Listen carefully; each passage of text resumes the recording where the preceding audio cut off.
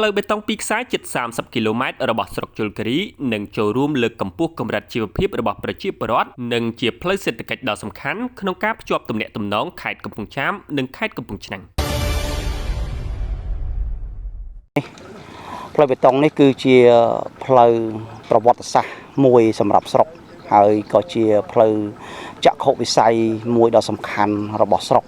ផ្លូវបេតុងលិចទឹកពីខ្សែមានប្រវែងជិត30 គីឡូម៉ែត្រដែលជាអំណោយរបស់រាជរដ្ឋាភិបាលកម្ពុជាដែលកំពុងសាងសង់ជិតរួចរាល់ 100% ហើយនោះនឹងបានក្លាយជាផ្លូវសេដ្ឋកិច្ចដ៏សំខាន់មួយសម្រាប់ខេត្តកំពង់ឆ្នាំងនិងខេត្តកំពង់ចាមផ្លូវបេតុងលិចទឹកនេះបានតភ្ជាប់ទំនាក់ទំនងរវាងប្រជាពលរដ្ឋក្នុងស្រុកជលគិរីខេត្តកំពង់ឆ្នាំងនិងស្រុកបាត់ធីខេត្តកំពង់ចាមតាមរយៈការដឹកកសិផលពីស្រែចម្ការទៅទីផ្សារនិងទំនិញចេញចូលកាន់តែងាយស្រួលក៏ដូចជាការប្រស្រ័យទាក់ទងគ្នាការចរាចរណ៍ទៅមកបានរហ័សទាន់ចិត្តចំណេញពេលវេលាថវិកាផងដែរលោកដៅកំស៊ីនអភិបាលស្រុកជលគិរីបានបញ្ជាក់ប្រាប់ថាស្រុកជលគិរីគឺជាស្រុកមួយដែលនៅដាច់ឆ្ងាយពីទីរួមខេត្តកំពង់ឆ្នាំងដោយសារតែការធ្វើដំណើរមានការពិបាកដោយផ្លូវទឹកផងនិងផ្លូវគោកផងធ្វើដំណើរតាមខ្នងកោះហើយជាផ្លូវដែលពិបាកខ្លាំងចំណាយពេលវេលាយូរប៉ុន្តែនាពេលនេះពិតជាភ័ព្វសំណាងរបស់បងប្អូនប្រជាពលរដ្ឋក្នុងស្រុកជលគិរីខេត្តកំពង់ឆ្នាំងក៏ដូចជាអ្នករស់នៅស្រុកបាត់ធីខេត្តកំពង់ចាមដែលសម្ដេចធិបតីហ៊ុនម៉ាណែតនាយករដ្ឋមន្ត្រីបានផ្ដល់ផ្លូវបេតុងលិចទឹកពីខ្សែដ៏មានសារៈសំខាន់នេះសម្រាប់ពួកគាត់ដោយសារផ្លូវនេះពីមុនដើមឡើយគឺជាផ្លូវដែលយើងធ្វើដោយដីលបាយភ្នំបាទហើយពេលដែលភ្លៀងមកដល់គឺមានការល្អិលមានការរងនៃការខូចខាតជាបន្តបន្ទាប់ជាបរដ្ឋមានការលំបាកក្នុងការធ្វើដំណើរតែក្រោយពីការទទួលបាននៃផ្លូវនេះបាទបងប្អូនបានប្រើជាបដោះអាសន្ននេះគឺលោកមានភាពសប្បាយរីករាយចិត្តដោយលោកបានដឹកកសិផលពីស្រែចម្ការមកកាន់ផ្ទះសម្បែងរបស់លោកហើយការធ្វើដំណើរទៅមករបស់បងប្អូនប្រជាពលរដ្ឋការធ្វើដំណើរមករៀនសូត្ររបស់បងប្អូនសិស្សានុសិស្សការដឹកជញ្ជូនអ្នកជំងឺជាពិសេសគឺមន្ត្រីរាជការរបស់យើងក៏ឆ្លងកាត់ផ្លូវនេះដែរដោយសារផ្លូវនេះគឺជាផ្លូវមួយដែលបាញ់ឆ្ពោះទៅទីរួមខេត្តហើយជាតំបន់ដែលឆ្លងកាត់រវាងស្រុកជលគិរីរបស់យើងផងនិងស្រុកបាត់ធីផងបាទផ្លូវបេតុងនេះមានប្រវែងជាង26 គីឡូម៉ែត្រតភ្ជាប់ពីឃុំកំពង់អុសឃុំពីមឆ្កោកនិងឃុំព្រៃគ្រីស្រុកជលគិរីខេត្តកំពង់ឆ្នាំងពេលនេះប្រជាពលរដ្ឋលែងមានការលំបាកដូចមុនដោយប្រើកាណូតទៀតហើយនិងអាចធ្វើដំណើរដឹកកសិផលទៅមកទីផ្សារខេត្តកំពង់ឆ្នាំងក្រុងភ្នំពេញឬខេត្តកំពង់ចាមបានទាន់ពេលវេលាចំណេញថវិកាប្រជាពលរដ្ឋងាយស្រួលទៅមកសិស្សសាលាមន្ត្រីរាជការកងកម្លាំងងាយស្រួលទៅមកនិងយកអ្នកជំងឺទៅមន្ទីរពេទ្យក្រោយពីផ្លូវបេតុងនេះបានកសាងរួចការចរាចរណ៍ទៅមករបស់ប្រជាពលរដ្ឋកសិករមន្ត្រីរាជការកងកម្លាំងមមាញឹកដែលធ្វើឲ្យស្រុកជលគិរីសប្តាហ៍ថ្ងៃមិននៅឆ្ងាយពីក្រុងកំពង់ឆ្នាំងដោយពេលមុនឡើយធ្លាប់តែជិះកាណូតឬប្រើពេល3ទៅ4ម៉ោងទើបដល់ស្រុកជលគិរីពេលនេះគេអាចធ្វើដំណើរតែ1ម៉ោងជាងទាំងការឆ្លងសាឡាងគឺបានទៅដល់ទីរួមស្រុកតែម្ដង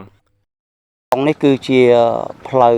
ប្រវត្តិសាស្ត្រមួយសម្រាប់ស្រុកហើយក៏ជាផ្លូវចក្ខុវិស័យមួយដ៏សំខាន់របស់ស្រុកដែលកន្លងទៅនេះរដ្ឋបាលស្រុកជលគិរីទទួលបានផ្លូវបេតុងនេះដែលមានប្រវែង25 គីឡូម៉ែត្របាទមានទទឹង6ម៉ែត្រកម្រាស់2ទឹក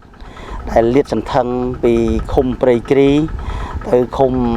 ពីមឆ្កោកនិងពីឃុំពីមឆ្កោកទៅឃុំកំពង់អុសនៅក្នុងការទទួលសមិទ្ធផលដ៏ថ្លៃថ្លានេះក្រោមការដឹកនាំរបស់រាជរដ្ឋាភិបាលដែលមានសម្ដេចមហាបវរធិបតីហ៊ុនម៉ាណែតនាយករដ្ឋមន្ត្រីយើងទទួលបានផ្លូវនេះជាសមិទ្ធផលដ៏ថ្លៃថ្លាហើយជាគុណសម្បត្តិរបស់ផ្លូវនេះគឺជាផ្លូវដែលសម្រួលនៃការធ្វើដំណើររបស់បងប្អូនប្រជាពលរដ្ឋនៅក្នុងស្រុកតែម្ដងក្នុងការដឹកជញ្ជូនកសិផលពីស្រែចម្ការមកកាន់លំនៅឋានការធ្វើដំណើររបស់បងប្អូនសិស្សានុសិស្សការដឹកជញ្ជូនអ្នកជំងឺមកកាន់មណ្ឌលសុខភាពនិងការឆ្លងកាត់របស់បងប្អូនប្រជាពលរដ្ឋដែលនៅខេត្តជាប់គ្នាគឺព្រំប្រទល់នៃស្រុកបាត់ធាយនៃខេត្តកំពង់ចាមនេះផងដែរចំពោះសតិអារម្មណ៍ក៏ដូចជា ការចាប់អារម្មណ៍របស់បងប្អូនប្រជាពលរដ្ឋយើងមានការសប្បាយរីករាយបាទចំពោះផ្លូវនេះណាដែលផ្លូវនេះគឺជាផ្លូវមួយសម្រួលនៃការលំបាករបស់គាត់ដែលពីមុនមិនធ្លាប់មានទេហើយជំនួសមុខឲ្យបងប្អូនប្រជាពលរដ្ឋទូទាំងស្រុកតែម្ដងសូមគោរពថ្លែងអំណរគុណចំពោះប្រមុខរាជរដ្ឋាភិបាលដែលតែងតែយកចិត្តទុកដាក់ហើយជំរុញនៃការអភិវឌ្ឍហេដ្ឋារចនាសម្ព័ន្ធក្នុងគោលដៅលើកកម្ពស់កម្រិតជីវភាពប្រជាពលរដ្ឋនិងការផ្តល់សេវាសាធារណៈជូនដល់ប្រជាពលរដ្ឋឲ្យកាន់តែល្អប្រសើរនៅក្នុងទឹកដីរបស់ស្រុកជលគិរីយើងផងដែរប្រជាពលរដ្ឋស្រុកជលគិរីដែលជាអ្នកទទួលផលនៃគម្រោងផ្លូវបេតុងនេះបានឲ្យដឹងថាផ្លូវតាមក្នុងកោះរបស់ស្រុកជលគិរីក្នុងឃុំទាំង3នេះគឺពិតជាពិបាកខ្លាំងណាស់ក្នុងការធ្វើដំណើរដោយប្រើរយៈពេលយូរហើយផ្លូវដីហុយពិបាកក្នុងការធ្វើដំណើរប្រជាពលរដ្ឋភាគច្រើនធ្វើដំណើរតាមកាណូតតែចំណាយពេលវេលាយូរពិសេសពេលមានជំងឺម្ដងពិបាកក្នុងការដឹកអ្នកជំងឺមកកាន់មណ្ឌលសុខភាពឬមន្ទីរពេទ្យគឺជាផ្លូវដែលរុកដោយព្រៃយើងបរទេសគោបរទេសសេះដឹកកសិផលគឺមានការលំបាកវេទនាប្រជាពលរដ្ឋយើងមានការផុងផាយបាទមានការរុញច្រានពិបាកក្នុងការដឹកកសិផលពិបាកក្នុងការធ្វើដំណើរចរាចរណ៍ទៅមកពីភូមិមួយទៅភូមិមួយគឺមានការលំបាកកន្លងហើយមុននឹងមិនទាន់បានផ្លូវបេតុងនេះនៅឃុំរបស់ខ្ញុំគឺថាពិបាកធ្វើដំណើរផ្លូវលំណាផ្លូវដីគ្រោះទាំងអស់ហ្នឹងសិតតែមានផលលំបាកការដឹកជញ្ជូនកសិផលលំបាកការទំនាក់ទំនងដូចជាខ្ញុំអ្នកធ្វើការអីចឹងក៏ពិបាកទៅខេត្តពិបាកមកស្រុក